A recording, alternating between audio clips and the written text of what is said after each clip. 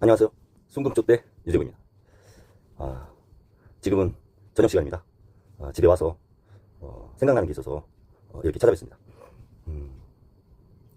대한민국은 지금 엑소더스 현상이 심화되고 있다. 이렇게 생각이 듭니다.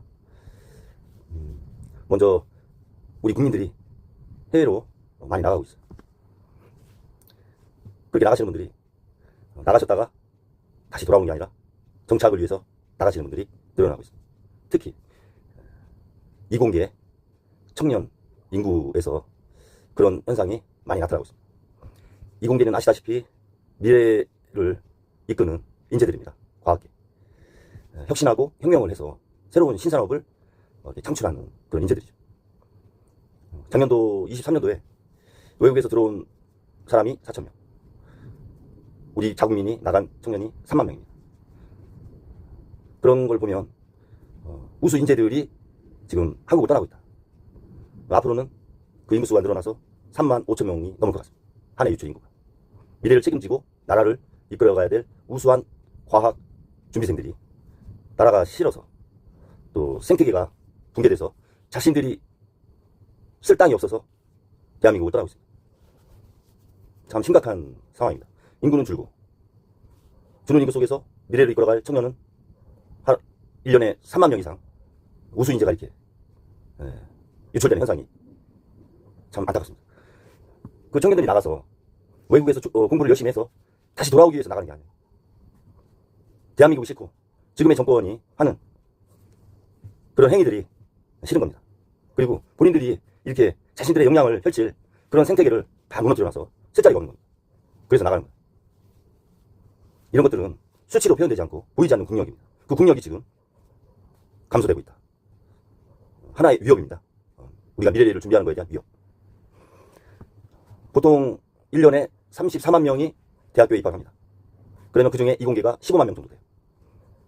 그 중에서 10%인 15,000명이 해외로 나갑니다.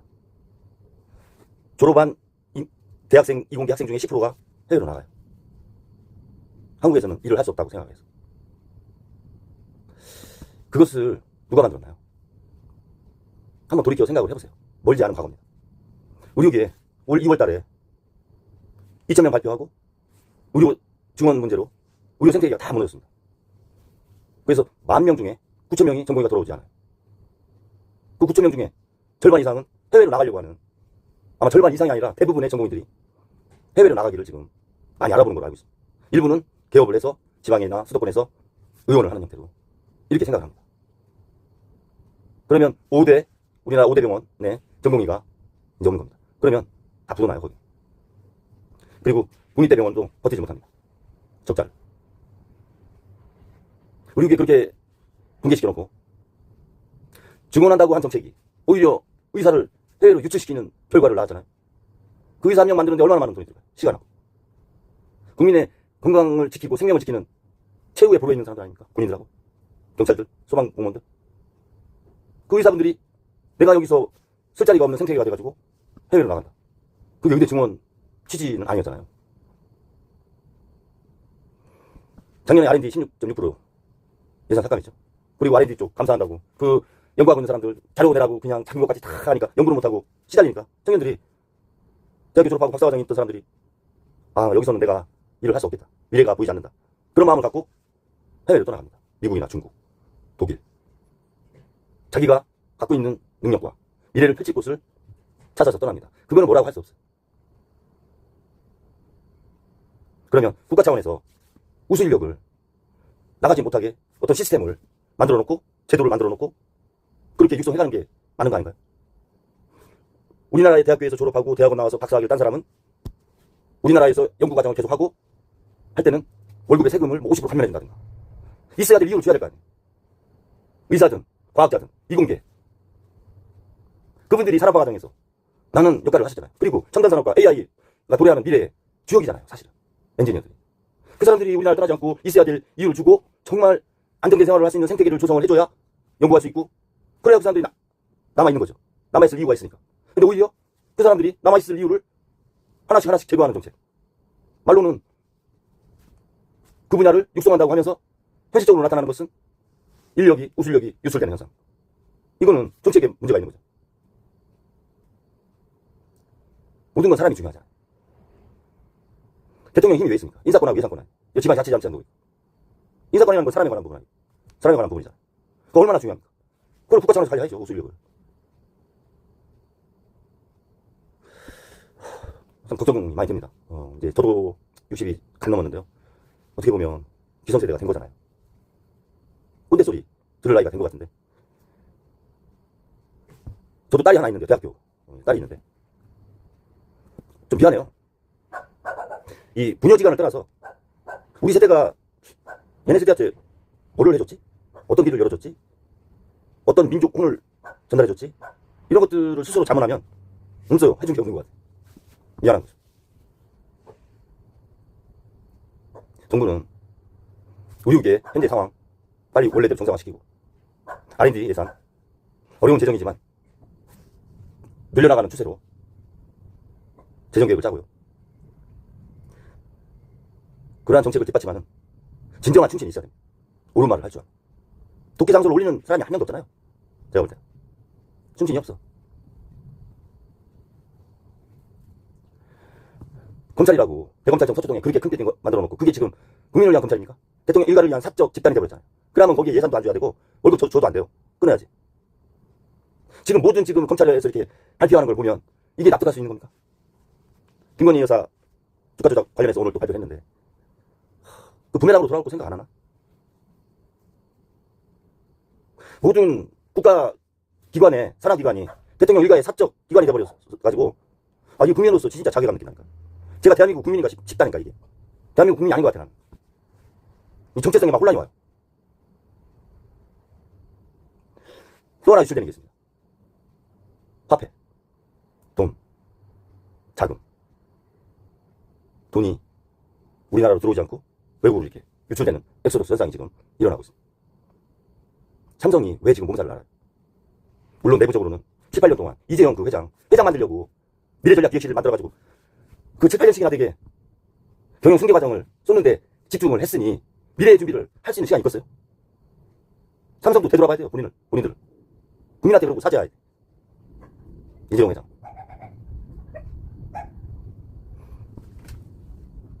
그래서 삼성이 떨어지면요 이 주가 연계된 그 파생상품 펀드들은 같이 떨어지는 거예요. 가격이.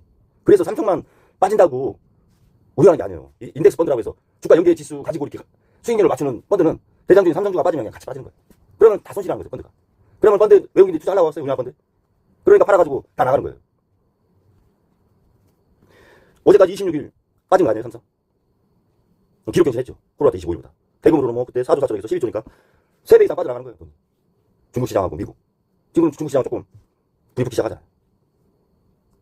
미국은 그 제조 자국 내에서 생산하려고 이제 하고 있고. 트럼프 제가 지나고 말씀드렸지만 그분은 제가 볼 때 내가 해야 될 일을 줘. 그리고 내가 할 때는 돈을 줘야 돼. 청구서를 내밀잖아요. 니네 나라에 우리 저 국군이 미국 가 있으니까 돈 내놔, 더 내놔. 지금 1조 3천억 원 들어가거든요. 주한미군 주둔 비용이. 저희가 내는 게. 그 13조 내라는 거 아니에요? 9배 더? 그거 저 대통령 할 때도 그 얘기 했어요. 청구서 계속 내는 거야. 공짜로는 못한다. 이제 돈 안 내면은 아무것도 안 해주겠다. 중국의 전기 자가세 100%씩 때리고 자국 보호한다고. 그렇게 국위 구성으로 가는데 우리나라는 지금 어떻게 하고 있어요? 외교 자체가 불종 외교야. 맹목적으로 그냥 따라가는 거예요. 중심이 없어. 그러니까 정치가 불안하고 그 정의를 실현할 검찰이 어떤 의사결정이 국민들이 납득할 수 없는 결정을 하니까 외국인들이 볼 때 여기는 선택기가 내가 있을 곳이 아니다. 그래서 다 나가는 거예요. 사람이든 돈이든. 그리고 아리백이 안 돼 있는데 누가 우리나라에 와서 투자를 해서 공장을 짓겠어? 아리백으로 만들어야 생산을 한 제품을 팔 수 있는데. 독일은 지금 뭐 좀 어렵지만 거기는 아리백이 한 60% 돼 있어요. 진도가. 우리 8.29%야.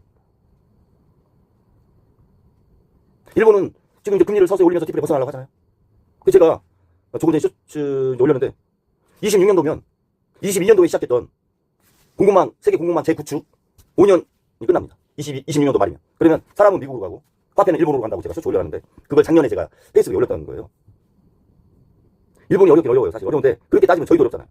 중국도 어렵고 다 어려워요. 미국도 상업부동산 이렇게 얘기하면 다 어려워요. 나라마다. 그래서 세계 경제가 침체가 공황급으로 온 거 아니냐. 이런 경제 쓰나미를 이렇게 체감적으로 그러니까 대기업들이 구조조정하는 거죠. 선제적으로.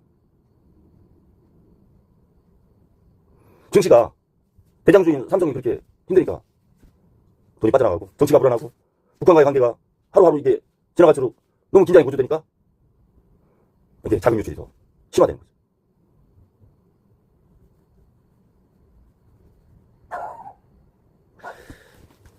정부는 특단의 조치가 필요한 상황입니다. 제가 뭐 이런 말씀까지는 안 드리려고 했는데 지금 시중의 금융 사정이 어떠냐면요. 그나마 1금융권은 괜찮아요. 1금융권이라고 하면 5대 시중은행. 그리고 농협, 중앙회, 농협중앙회. 그 정도가 시중은행이죠. 1금융권. 그런 데는 부실채권이 별로 없어요. 자체 시스템으로 부실하다고 판정되면 대출 자체가 안 돼요. 컴퓨터 이렇게 딱 떠서. 지점장 결제 옛날처럼 이런 거 없어요. 시중은행이 괜찮은데 문제는 2금융권이에요. 증권회사 지금 PF 대출 해준 게 좀 있거든요. 그럼 신한투자금융처럼 모르게 해외 ETF 했다가 1,300 손실 내고 증권사도 문제가 있는 거죠. 그리고 저축은행. 우리나라 저축은행이 옛날에 사무시험 공부했는데 2010년에 이제 구조조정을 하면서 지금 70개밖에 없어요. 없는데 연체 금액이 11조야. 70개 그 회사 저축은행에서 연체한 금액이 11조예요. 그 대출금에서 90%가 있죠. 그리고 저축은행도 PF 대출을 많이 했어요. 욕심을 내가지고. 왜냐면 고수익이 나거든요. 성공하면. 근데 지금 딱 다 걸렸다고. 롯데, GS, 신세계건설. 그나마 태영은 국가에서 그거 살려준 거 아니에요. 총선 전에. PF 대출 때문에 부도날라다가 롯데도 살려주고. 근데 그걸 언제까지 살려줄 수 있냐? 저축은행도 그렇지. 캐피탈, 예를 들면 차 사면 대금을 현대차가 내고 현대카드나 캐피탈로 이렇게 내죠. 한 달 있다가. 이게 팩토링이라고 하는 건데요. 그러면 걔네는 이자를 받는 거죠. 현대차에서. 한 달 정도 이자. 그 차가격 막. 대신 이제 산 사람이 캐피탈이나 현대카드로 결제를 한 달 후에 하는 거죠. 캐피탈 회사들도 연체 대금이 5조. 그리고 리치사드, 부동산. 거기도 상당히 위험하죠. 그 부동산 시장 자체가 위험합니다.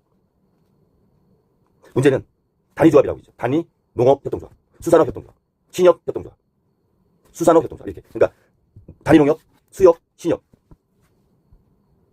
이 세 곳이 우리나라에 2,208개가 있어요. 지점이. 그 중에서 적자나는 지점이 745개야. 그럼 30%가 적자야. 그 세 군데. 단위농협, 수협, 신협에서 지점이. 30%가 적자면 그 1금융권에서 있을 수가 없는 거잖아. 당장 폐업해버리지. 지점. 못하잖아 지금. 왜 못하나 아세요? 그런 데는 금융감독원에서 관리를 안 해요. 행정안전부에서 관리를 해요. 그리고 독립재산제야. 중앙에는 물론 이제 수협이나 신협이 있어도 대부분이 독립재산제로 간다는 거죠. 지점. 특히 새마을금고 지금. 부실을 상반기 동안 4조 5천억 원 부실채권을 떨궜어요. 대서충남금으로. 그래도 부실채권이 계속 늘어나고 있어요. 뱅크론 사태 있었죠? 6%대에서. 지금 7%거든. 더 늘었잖아요. 부실채권을 4조 5천억 떨궜는데. 그럼 문제죠. 새마을금고가 자산이 250조 정도 되거든요. 근데 새마을금고는 독립재산제예요. 지점별로. 그래서 대구에서 PF 대출 문제 났을 때 12개 새마을금고가 연합해서 공동대응을 한 거 아니에요. 그리고 뱅크론 났을 때 산업은행에서 좀 도와주고. 그렇게 하면서 이렇게 지금 왔는데 계속 연체가 늘어나잖아요. 그게 PF 대출하고 가계대출에서 다 문제가 나는 거지, 지금. 이금융권이 지금 문제예요. 만약에 자본시장에서 문제가 터지면 이금융권에서 문제가 터지는 거예요. 1금융권은 돈 잘 벌어요, 지금. 얘들 맞이 보고. 그러니까 부실 자체의 채권을 발생하지 않는 시스템으로 이렇게 다 구조조정이 돼 있어요. 근데 이금융권을 이용하는 그 소비자 자체가 1금융권을 못하니까 2금융권 오니까 상환능력 없는 사람들이 와서 대출을 하는 거예요. 고금리로. 그러니까 연체율이 올라갈 수밖에 없는 거죠. 더군다나 지금 경기가 내수 자영업자 시장이 너무 안 좋으니까 자영업자 시장 폐업하면 다른 채무자도 다 연체되는 거 아니에요. 이 지금 이금융권도 문제다. 아주 심각합니다. 이금융권. 이런 상황에서 외국인들이 이런 걸 모를까요? 다 안다니까요. 아리가 다 떠나는 거야. 거기다가 정치를 그 사람들이 볼 때 정상적으로 하지 않는 거라고 보는 거죠. 자기들도. 여기 이 나라 이거 도대체 어떻게 하는 거예요, 정치를. 여기다가 증권시장 정치 가는 거 보면 선진화가 되어 있지 않고 예측 불가능하게 이렇게 운영을 하니까 갑자기 뭐 공매도 중지시키고. 그렇게 하면 그 외국인들은 그런 거를 이해 못하고 인정도 안 해요. 그러니까 떠나는 거예요. 공매도라는 게 빠지는 장에서도 수익이 나는 거거든. 높게 사서 낮게 사가지고 다시 갚는 거니까. 그런 제도를 주가 안 오른다고 없애버리고 뭐 일정 기간 중지시키고 그 발표도 며칠 전에 하고 이게 정상적인 시장이 그 사람들 볼 때. 그러니까 떠나는 거예요. 거기다가 삼성까지 지금 미래 준비를 못해가지고 자기 바탕에 불 끄기 바쁘니까 기대고 줬는 거죠. 외국인들이 자금. 지금 환율 오르잖아요. 1360원, 70원 이렇게 이제 가잖아요. 그게 미국이 강달러가 돼서 오르는 거냐 아니면 우리나라 자체의 환율 우리나라가 좀 체력이 약해가지고 원화 자체가 가격 자체가 떨어지는 거냐 이걸 봐야 돼요. 미국이 달러가 강하기 때문에 원화가 오른다만 생각하면 안 돼. 순수하게 우리가 문제가 있기 때문에 떨어진다는 측면도 생각을 해야 돼요. 삼성의 가장 큰 문제는 이게 미래 성장 동력 준비하는 것도 있지만 지금은 제가 볼 때 기초 펀더멘탈에 문제가 있다는 거예요. 기초 펀더멘탈. 기초 체력에 문제가 생겼어 삼성이. 그게 문제예요. 신산업을 준비하지 못한 것도 문제지만 이거 뭐 회장 될 사람이 재판 받으라고 왔다 갔다 해. 안 구속돼가지고 또 몇 개월 살다 나와. 또 경영권 승계하는데 그러면서 한 7, 8년을 보낸 거 아니에요. 거기다 또 대통령은 본인을 다시 하려고 하는지는 몰라도 어디 가면 꼭 데리고 다녀 또 해외 가면. 그러고는 잘못하고 있으면 데리고 와서 떡볶이 먹방 시키고 뒤에 들을 세워서. 우리 잼보리 때 12일간 했는데 저는 잼보리가 그게 이상한 게 아니에요. 일어날 때 일어난 거고 저는 작년에 잼보리 딱 끝나는 날 제가 페이스북에 올렸는데 잼보리 12일 동안 우리나라 브랜드 같이 200조 빠졌다고 제가 올렸어요. 페이스북에. 그리고 엑스포는 어려워질 거고 11월 달에 작년 11월 달에 발표했잖아요. 프랑스에서. 그때 만약에 엑스포에서도 안 되면 200조가 또 날아간다. 엑스포 안 되는 게 200조다. 그래서 잼보리 파행으로 나타난 게 400조의 브랜드, 국가 브랜드가 떨어진 거다. 제가 그렇게 페이스북에 올렸거든. 저 그 생각 변함없고요. 지금도 하루에 2조씩 국가 브랜드가 떨어지고 있다. 이렇게 생각하는 사람이. 국격은 말할 것도 없고. 아니, 검사들이 뻔하게 죄가 있는데 없다고 하잖아요. 증거 비비로. 그게 얼마나 국격이에요? 다른 나라에서 볼 때. 이게 하루에 2조씩 빠지는 국가 브랜드 이거 어떡할 거야? 1년이면 700조, 5년이면 3,500조, 6,200조에서 3,500조 빼면 얼마예요? 60%가 날아가는 거야, 그냥. 그거를 해놓으려고 얼마나 많은 우리 윗세대가 고생을 했어. 우리 보게 나오면서. 근데 우리 세대 586 민주화했다는 거 이게 뭐 한 게 뭐 있어? 지금 와가지고 더 큰 아파트, 더 큰 차, 높은 집이, 큰 땅덩어리 그거만 생각하는 거 아니야 지금? 그게 저 미안하다니까? 나 이공계한테도 미안해. 의료계하고 과학계, 교육계한테도 저 미안한 사람이야. 저 문과 회계학과 출신인데 진짜 걔네들한테 미안하다고. 그리고 우리 밑에 있는 X세대하고 MZ세대한테 미안해. 저 개인적으로 능력이 없어갖고 뭐 개인적으로 미안해 또. 세대로서 제가 대표로 얘기할 수 없는데 586 세대로서도 미안하고 저 개인적으로 해준 게 없어. 2년 발전을 못 시켰거든.